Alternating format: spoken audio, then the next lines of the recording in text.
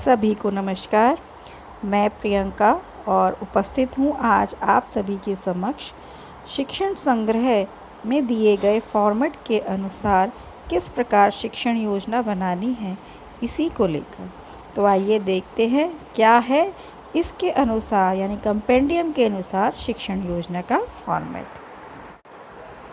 तो आइए शुरू करते हैं। पहले एक नज़र डालते हैं शॉर्ट में शिक्षण योजना का प्रारूप का बिल्कुल शॉर्ट स्वरूप। ठीक है, सबसे पहले इसमें पहले टेबल में दिया गया है दिनांक, कक्षा, विषय, समय। दिनांक में हम दिनांक डालना है कक्षा में जिस कक्षा का बना रहे हैं शिक्षण योजना, विषय में विषय और समय में 40 मिनट। इसके बाद स्टेप 1 से हमें शुरू करना है। लर्निंग आउटकम लिखने हैं, यानी कौन से लर्निंग आउटकम हमने सेलेक्ट किए हैं इस शिक्षण योजना के लिए। स्टेप 2 प्रकरण, पाठ या इकाई का नाम लिखेंगे। स्टेप 3 आवश्यक संसाधन यानी क्या TLM हम इसके लिए यूज़ करेंगे, किन चीज़ों का प्रयोग करेंगे वह लिखेंगे। स्टेप 4 शिक्षण अधिगम प्रक्रियाएं यानी शिक्षण अधिगम करते समय जो भी प्रक्रियाएं हैं उनको 3 क्रम में बांटा गया है, 3 चरणों में बांटा गया है। शिक्षण के प्रारंभ में जिसका समय 5 मिनट है, शिक्षण के दौरान जो 20 से 25 मिनट तक चलेगा और शिक्षण की समाप्ति पर 10 मिनट। इसके लिए आकलन के तरीके भी हमें देने होंगे। स्टेप 5 है गृह कार्य और इसके बाद एक छोटा सा कॉलम है स्व आकलन का। स्व आकलन में हमें अपने शिक्षण योजना करने के बाद जो भी हमारी कमियां रही हैं, जो भी हमारी ऑब्जर्वेशन रही, जो हमें इम्पॉर्टेंट लगती हों वो लिखना है।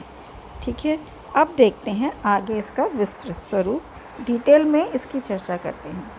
सबसे पहले ये हमारा आया शिक्षण योजना प्रारूप। ये तो हमने देख लिया दिनांक, कक्षा, विषय, समय। इसके बाद स्टेप 1 लर्निंग आउटकम।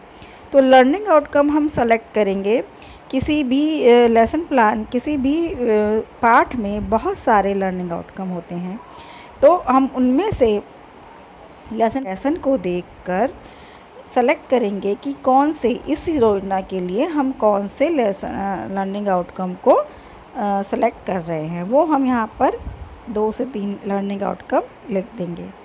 इसके बाद प्रकरण, पाठ या इकाई का नाम लिखेंगे, यानी शिक्षण योजना कौन से प्रकरण के लिए बन रही है उसका नाम लिखेंगे। आवश्यक संसाधन या TLM मतलब जो भी हमने TLM यूज़ करा है, जो भी सामग्री हमने बनाई है या यूज़ करी है, कोई चार्ट बनाया है, कोई ICT का प्रयोग करा है, कोई कुछ हमने किसी से कोई ड्राइंग बनवाई है, पिक्चर बनवाई है, किसी रियल ऑब्जेक्ट का यूज़ करा है, तो वो सब इसमें मेंशन करेंगे। इसके बाद आता है हमारा स्टेप 4 शिक्षण अधिगम प्रक्रिया। इसका पहला चरण है शिक्षण के प्रारंभ में, अर्थात शिक्षण प्रारंभ करते समय हम लर्निंग आउटकम जो भी हमने सेलेक्ट किए हैं उससे संबंधित बच्चों के पूर्व ज्ञान को हम टेस्ट करते हैं या हम उन्हें कोई गतिविधि कराते हैं। जो भी हम जिस भी प्रकार से अपना शिक्षण प्रारंभ करते हैं वो हम इसमें लिख देंगे। शिक्षण के प्रारंभ में वह लिखा जाएगा। इसका समय 5 मिनट है और इसी के साथ बच्चों को जो हमारा नया ज्ञान है उसकी तरफ हम ले जाएंगे और पूर्व ज्ञान से जोड़ते हुए उन्हें लर्निंग, अपने जो चयनित लर्निंग आउटकम है उन पर रोचक ढंग से लाते हुए और शिक्षक अपनी प्रस्तावना प्रस्तुत करेगा।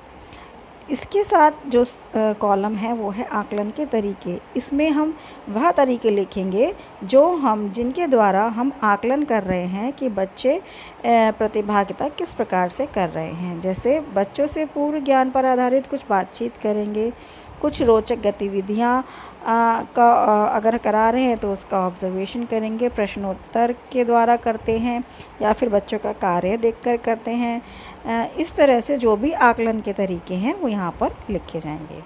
दूसरा चरण है शिक्षण अधिगम प्रक्रिया के अंतर्गत शिक्षण के दौरान, जो कि बहुत ही महत्वपूर्ण है। सेकेंड चरण है शिक्षण के दौरान। तो शिक्षण के दौरान अब इसमें वो सब गतिविधियाँ, प्रयोग, प्रसंग, कक्षा कार्य आदि सब लिखे जाएंगे जिन पर शिक्षक बच्चों के साथ कार्य करेगा।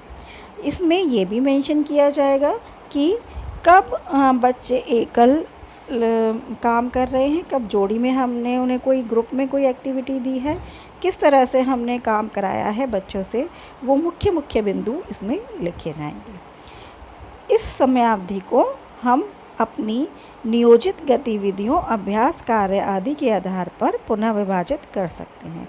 यानी कि हमने जो भी गतिविधियाँ डिज़ाइन करी हैं, जो भी प्रैक्टिस वर्कशीट अगर आदि जो भी बनाई है, उसके अकॉर्डिंग हम इस अपनी शिक्षण के दौरान ये वाले चरण को डिवाइड कर सकते हैं और 20 से 25 मिनट के अंतर्गत उसको लिमिटेड कर सकते हैं। आकलन के तरीके वही रहेंगे जिसके द्वारा हमने बच्चों का इवैल्यूएशन किया है, जैसे बच्चों के अभ्यास कार्य को देखकर या प्रश्नोत्तर द्वारा या गतिविधि में बच्चों की प्रतिभागिता देखकर, बच्चों की कॉपियों को देखकर, जो भी हमने आकलन के तरीके यूज़ किए हैं। तीसरा चरण है शिक्षण की समाप्ति पर। शिक्षण की समाप्ति पर आकलन एवं समेकन। यहाँ हम उन सब बिंदुओं को लिखेंगे जिनके द्वारा शिक्षण प्रक्रिया पूरी हो जाने के उपरांत जो भी हमने कंटेंट पढ़ाया है, जो भी पाठ्य वस्तु पढ़ाई है, उनका एक बार रिवीजन, यानी एक बार पूरी योजना एक बार उसको रिवाइज करवा देंगे बच्चों को। फिर उसके बाद यहाँ शिक्षक यह भी सुनिश्चित करेगा कि बच्चे ने जो चयनित लर्निंग आउटकम हमने रखे थे इस शिक्षण योजना के लिए, उनको कहाँ तक प्राप्त कर लिया है। तो इसमें कुछ आकलन के मुख्य प्रश्न भी दिए जाएंगे जिनसे हमें यह दिखाई देगा कि लर्निंग आउटकम प्राप्त हो गए हैं। इसके बाद बच्चे को दिए जाने वाले पढ़ाई के आधार पर फीडबैक या मोटिवेशन देंगे, किस प्रकार से देंगे वह भी अंकित कर सकते हैं। आकलन के तरीके वही जो भी आप यूज़ करेंगे वो रहेंगे। इसके बाद लास्ट स्टेप 5 है गृह कार्य। सारी शिक्षण योजना पूरी होने के बाद गृह कार्य बच्चों को दिया जाएगा, जो भी जिस तरह का कोई एक्टिविटी, कोई प्रश्न, एक्सरसाइज जैसे भी हम देना चाहते हैं अपने लर्निंग आउटकम पर आधारित। उसके बाद स्व आकलन का एक बिंदु रखा हुआ है इसमें, जिसमें हमने जो भी शिक्षण योजना के दौरान जो भी हमने ऑब्ज़र्व किया कि कोई मुख्य बात, जैसे कोई कठिनाई आई या हमें कोई विशेष बिंदु लगा, उसको हम इसमें नोटिस कर देंगे। ठीक है, तो यह था हमारा शिक्षण योजना। तो ये था शिक्षण संग्रह के अनुसार शिक्षण योजना का फॉर्मेट।